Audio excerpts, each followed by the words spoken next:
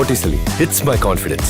Botticelli and Raphael, shirts and trousers. Bahujan Samaj மாநில தலைவர் Armstrong படுகொலை வழக்கில் பல்வேறு தரப்பினருக்கும் தொடர்பு இருக்கிறதா அடுத்தடுத்து செய்திகள் வெளிவந்துகிட்டு இருக்கு. இவர்கள்ல ஒரு சிலர் அரசியல் கட்சிகள்லயும் நிர்வாகிகளா இருக்க அவர்களின் மீது கட்சி சார்ந்த நடவடிக்கைகளும் எடுக்கப்பட்டு வருது. இதுவரை அதிமுக, தமாக, பாஜக நிர்வாகிகள் அப்படின்னு 3 பேர் அந்த கட்சிகள்ல இருந்து அதிரடியா நீக்கப்பட்டிருக்காங்க. ஆனா திமுக நிர்வாகி அப்படின்னு சொல்லப்படக்கூடிய ஒருவர் மீது மட்டும் இன்னும் எந்த நடவடிக்கையும் எடுக்கப்படல. அது ஏன்?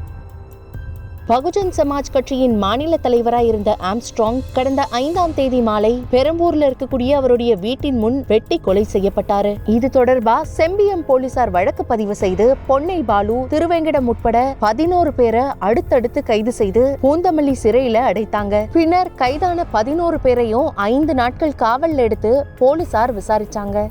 இதுல ஆம்ஸ்ட்ராங் கொலைக்கு திட்டம் தீட்டி கொடுத்ததோடு முதல் தாக்குதல் நடத்தியது திருவேங்கடம் அப்படிங்கிற விஷயம் தெரிய வந்திருக்கு. அவரு பதுக்கி வைத்திருந்த ஆயுதங்களை எடுக்கிறதுக்காக காவல்துறை அழைத்து சென்ற போது என்கவுண்டர் செய்யப்பட்டாரு.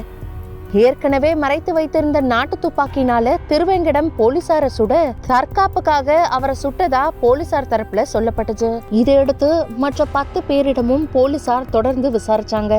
அவங்க அளித்த வாக்குமூலத்தின்படி சிறையில இருக்கக்கூடிய திருநென்ற ஊரை சேர்ந்த திமுக வழக்கறிஞர் அருள் அப்படிங்கிறவரு கொலையில முக்கிய பங்காற்றியது தெரிய வந்திருக்கு. இவரு இந்த கொலை வழக்குல முக்கியமானவரா பார்க்கப்படும் பொன்னை பாலுவின் மைத்துனர் ஆவார். அருளின் செல்போன் உரையாடல்கள், வங்கி பரிவர்த்தனை ஆய்வு செய்த போது திருவல்லிக்கேணி மேற்கு பகுதி அதிமுக இணை செயலாளர் மலர்கொடியுடன் பண பரிவர்த்தனை நடந்திருக்க விவரங்கள் போலீசார் விசாரணையில தெரிய வந்திருக்கு. மலர்கொடியின் உதவியாளராக இருந்த பழைய வண்ணாரப்பேட்டையை சேர்ந்த ஹரிஹரன் மூலமா கொலையாளிகளுக்கு 1 கோடி வரைக்கும் பணப்பட்டுவாடா நடந்திருக்கு அப்படிங்கிற தகவல்களும் வெளியாகி இருக்கு. இவரு தமாக மாநில மாணவர் அணி துணைத் தலைவரா இருந்தவர். இவங்க கூட திமுக திருவள்ளூர் மத்திய மாவட்ட இலக்கிய அணி நிர்வாகியின் மகனான சதீஷ் அப்படிங்கிறவரும் இணைந்து செயல்பட்டிருக்காரு. மேலும் திருநென்ற ஊரை சேர்ந்த பாஜக நிர்வாகியான செல்வராஜ் அப்படிங்கிறவரும் ஏற்கனவே கைதாகி சிறையில இருக்காரு. இந்த நிலையில தான் கைது செய்யப்பட்டிருக்கக்கூடிய அதிமுக நிர்வாகியான மலர்கொடி கட்சியிலிருந்து நீக்கப்பட்டிருக்காங்க. அதே போல தமாக மாநில மாணவர் அணி துணைத் தலைவராக இருந்த ஹரிஹரன் கட்சியிலிருந்து நீக்கப்படுறதா கட்சி தலைவர் ஜி.கே. வாசன் அறிவிச்சிருக்காரு. போலீசாரால தேடப்பட்டு வரும் பாஜக பெண் நிர்வாகி அஞ்சலையும் கட்சியிலிருந்து நீக்கப்பட்டிருக்காங்க. ஆனா திமுக நிர்வாகியான அருள் அப்படிங்கிறவர் மட்டும் கட்சியிலிருந்து நீக்கப்படல. அது திமுக மீது விமர்சனங்களாகவும் முன்வைக்கப்படுது. இந்த நிலையில தான் இது தொடர்பா திமுக செய்தி தொடர்பு செயலாளர் கான்ஸ்டன்டைன் ரவீந்திரன் கிட்ட பேசினோம். அவர் என்ன சொன்னாரு அப்படிங்கறத கேட்போம். திமுகவை சேர்ந்த எந்த நிர்வாகியும் ஆம்ஸ்ட்ராங் கொலை வழக்கில் சம்பந்தப்படவில்லை.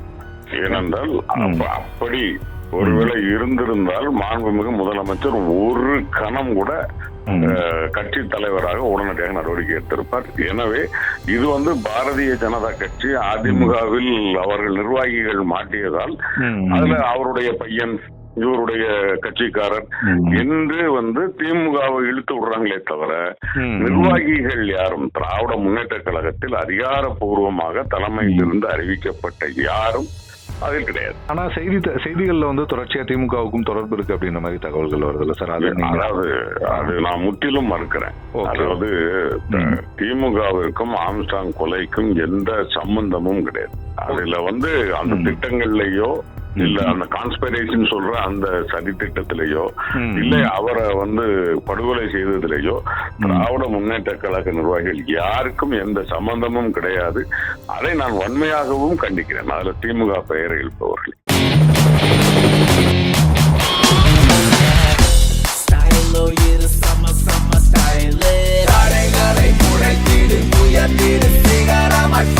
ஃபிட்டான Botticelli இருந்தா கான்ஃபிடென்ட்டா என்ன வேணாலும் செய்யலாம். Botticelli, it's my confidence. Botticelli and Raphael, shirts and trousers.